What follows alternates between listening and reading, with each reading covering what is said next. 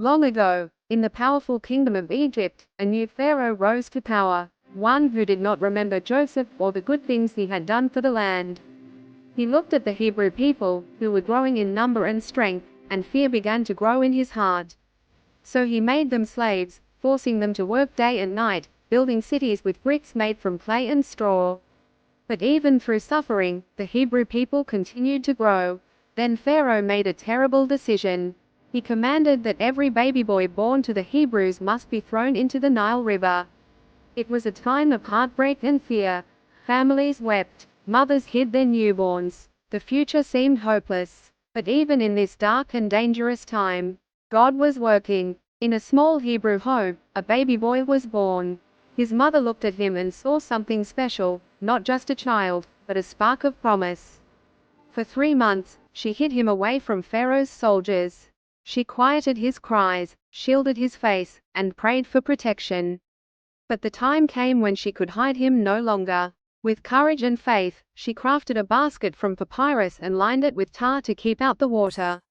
She wrapped her baby tightly, kissed his forehead, and placed him gently in the basket.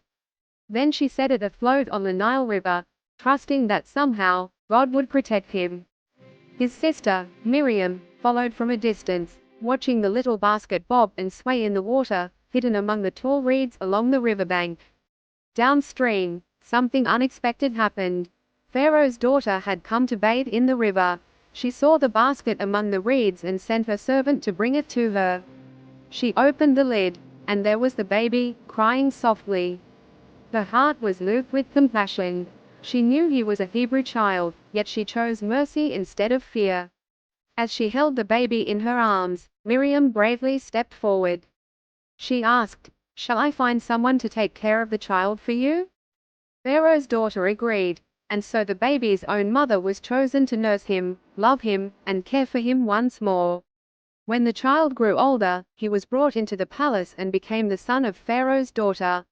She named him Moses, saying, "I drew him out of the water." This child, once hidden in fear, would one day lead a nation to freedom. He would walk with God, challenge Pharaoh, and part the Red Sea. But before all that, he was just a tiny baby in a basket, placed in the hands of God by a mother's faith. In this story, we see a powerful truth. Even when the world feels out of control, even when evil seems strong and the future uncertain, God is not silent. He is not still. He is always working behind the scenes, weaving a plan full of purpose and redemption. He watches over us in our hardest moments, and he uses ordinary people to do extraordinary things. Just like Moses, you too are part of a greater story. You may not always see it, but God is guiding your steps. He sees your tears. He knows your fears. And he has a plan, even now.